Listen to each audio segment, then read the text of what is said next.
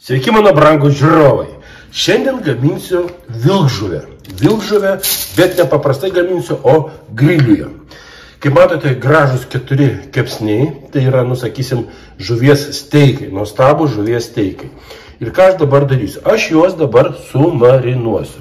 Pirmoji eiliai aš dedu smulkintą česnaką gausiai, toliau juodieji 5 rūšių pipirų pavarysime, toliau šiek tiek svanų druskos, betgi sakau, jūs galite improvizuoti taip, kaip jūs norite. Aš darau taip, kaip aš noriu. Ir jeigu jums patinka gaminti drauge su manimi, visada prašau.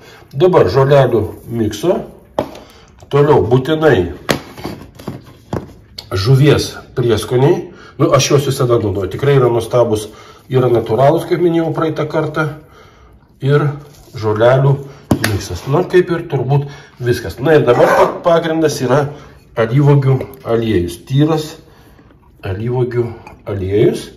Ir žinoma, išspausiu 1 laimos sulčių, kad duotų šiek tiek rūgštelės. Taip, 1/4. Ta prasme, pusę laimos aš spaudžiu. 1 ir kitą 1/4. Štai. 1 ir kitą. Dabar gerai išmaišysime. Ir beliks tik tai patepti mums žuvį šiuo marinadu. Oras grilinimui šiandien nuostabus, saulutė šviečia, taip kad tikrai bus labai faina. Taip, ką, kaip ir minėjau, dabar patepu paruoštų marinadų mūsų vilkžuvę. Gausiai tepam. Ir dar vieną pasakysiu dalyką fainą. Jeigu pastebėt, matote, aš suglamžiu kepimo popierių. Ir pamatysit po to, kam aš šitaip suglamžiu. Nes bus šioks toks pateikimas kitoks galbūt, negu visada. Štai, va taip va, gausiai tepam. Negailėkim, nes čia tikrai yra viskas natūralu. Ir viskas bus nuostabiai skanu. Dabar apverčiam. Ir kitą pusę patepsime mūsų nuostabių marinadų. Dar ką noriu pasakyti, jeigu kas norite, galite, žinoma, dėti ir druskytės į tą mariną, bet aš nedėjau, nes kadangi svanų ta vadinama druska, žolelės, laima, tikrai užteks, manau, tų skonių. Bet kiekvienas pagal save daro.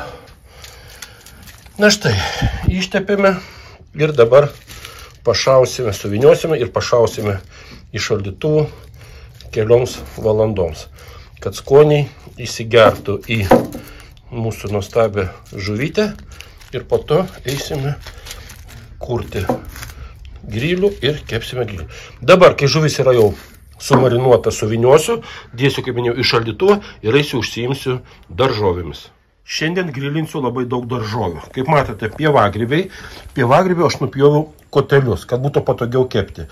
Žinoma, pomidorai, svogūnai, baklažanas ir raudonoji saldžioji paprika. Aš manau, kad tiek daržovių prie žuvies tikrai užtektų.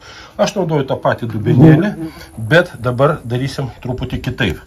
Dedu druskytės, nemažai.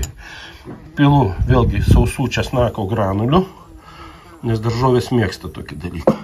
Toliau žolelių miksą, būtinai. Toliau nuostabiosios ponios mano brangiausios Zofijos prieskoniai, kur jinai pas save sodyboje augina, džiovina kartu su ponu Stanislavu ir po to man duoda.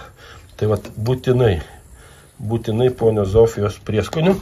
Žinoma, alyvuogių aliejaus gausiai. Jo. Ir tos puselės, kur buvo likusi puselė laima, irgi suspaudžiu sultis. Taip. Ir kito 1/4. Tai va, ten buvo 2/4 ir čia 2/4. Ką, dabar išmaišysime ir patepsime daržovės šiuo mišiniu. Mėlieji, aš jums noriu ką pasakyti. Žinokit, svogūnai baltieji, vat mūsų lietuviški, ir pomidorai mūsų lietuviški, čia vadinamasi jaučio širdis, griliuje kepti, tai yra fantastika. Va ir baklažanų sutepsiu. Žodžiu, dabar visas daržovės sutepam šituo mūsų pagamintų mišiniu ir irgi dėsim į šaldytuvą ir tegu savo jie ramiai ilsisi. O po to kepsime grilį. Aišku, ir pievagrybius. Na, aš nemanau, kad čia reikia daug rodyti. Paprasčiausiai imam teptuką ir tepam. Ir svogūnai. Žinokit, svogūnai grilį, tai dar pasikartosiu su pomidoras, tai yra fantastika. Taip, daržovės sumarinuotos. Dabar aš aptrauksiu plėvelę ir pašausiu į šaldytuvą. Kokiai valandai kartu, kad su žuvytė šiek tiek susimarinuotų. Anglis sudėtos, spagečiai, kaip aš vadinu juos, medienos irgi. Dabar ką?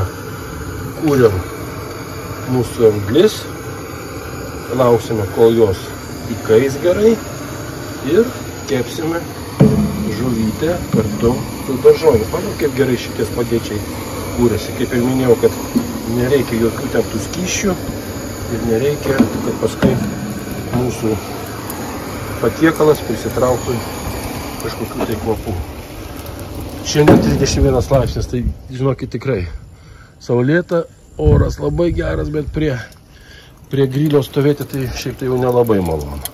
Ką, dabar einu dėsiu į groteles visus mūsų patiekalus ir eisime, kaip įkais žarijos, eisime kepti.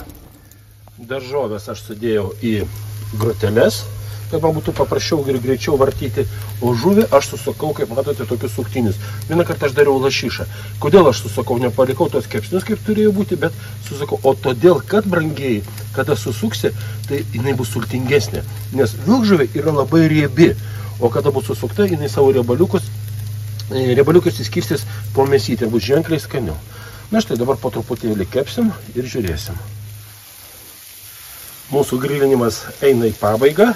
Ir tuoj mes viską dėliosim į lėkštę. Ir pamenat, aš jums sakiau, kad dėl ko aš glamžiau pokarį. Matot, dėl to aš jūs suglamžiau, kad dėsiu man tokią specialiai žuvį pagamintą žolinę lentutę. Ir aš į ją dėsiu mūsų mielas daržovės kartu su vilkžuvė. Oi, kaip vilkžuvė gražiai apkepė. Tiesiog fantastika. Mėlieji, aš žinokit, kaifuoju nuo savo darbo ir nuo savo kepsnių. Aš ant tiek laimingas, kad jūs neįsivaizduojate. Mūsų epopėja baigėsi, dabar paskutinis štrichas. Aš truputį paslakštau balzamiko kremu, toliau šiek tiek daržovių kremu, mano gamintas, alyvuogių aliejum būtinai, na ir granatų sirupu į pabaigą. Gal biškį ir ant žuvies dar. Štai, viskas. Kągi, brangieji, kaip visada, bandykite, improvizuokite, kepkite, grilinkite, kol dar vasara yra ir skanaus jums visiems.